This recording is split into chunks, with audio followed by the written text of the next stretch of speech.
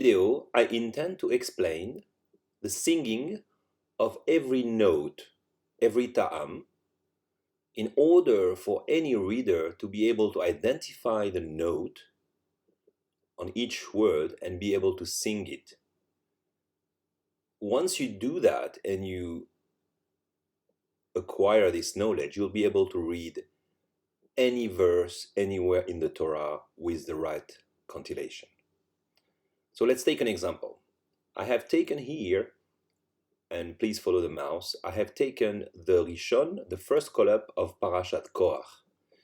And it's an interesting one because there are a number of Taamim in that portion, and hopefully you will cover most of them in this session. So the verse number 3 starts with the word Vayikahalu, and you can notice that on top of the Lamed there is a sign. It's actually a double sign. The name of these signs, as per the table up, is called Shene Gerishin. Okay? Shene Gerishin. And this is how you sing the Shene Gerishin. Shene Gerishin,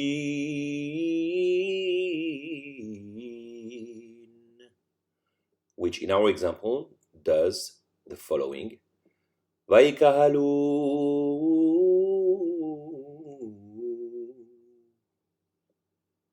Every time you will see a Shene Gerishin, this is how it has to be sung. And let's move forward further down the pasuk. Vayikahalu al Moshe ve'al Aharon. So I'm going to focus on the word Aharon for a second. And you can see on top of the resh, there is a dot. Most of the time, this dot has a shape of a diamond. This ta'am names is called Ravia, and you can see on the top table here on the second line. Ravia is a very common ta'am that you find many, many times in the Torah. So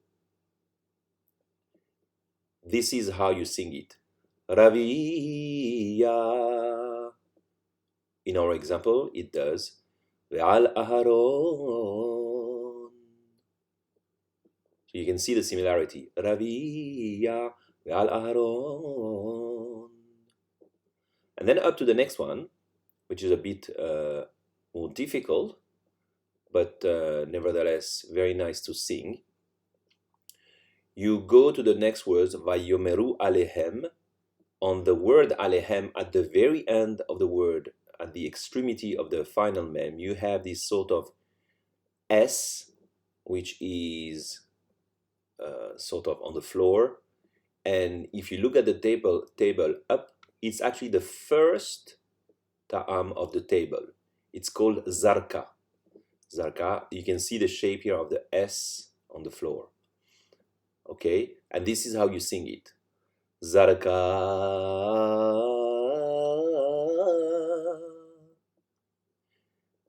And most of the time, that ta'am will be always followed by these triangle ta'am. You can see here, Rav Lachem.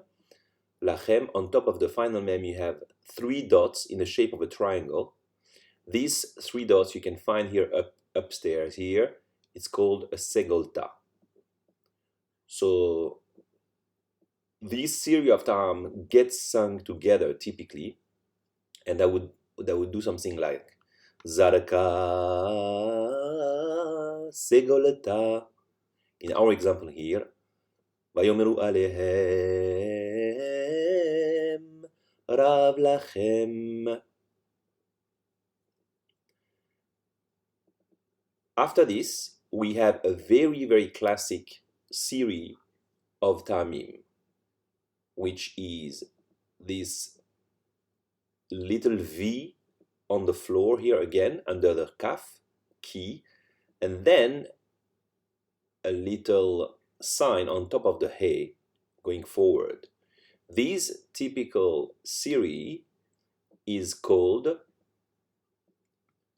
Shofar Mehupach Kadma. You see it on the second line here. Shofar Mehupach Kadma. You see the V on the floor, followed by the Kadma, which is the sign going forward, almost like a resh. Okay, and this is how you sing it. Shofar mehupach kadma ki chol ha'eda.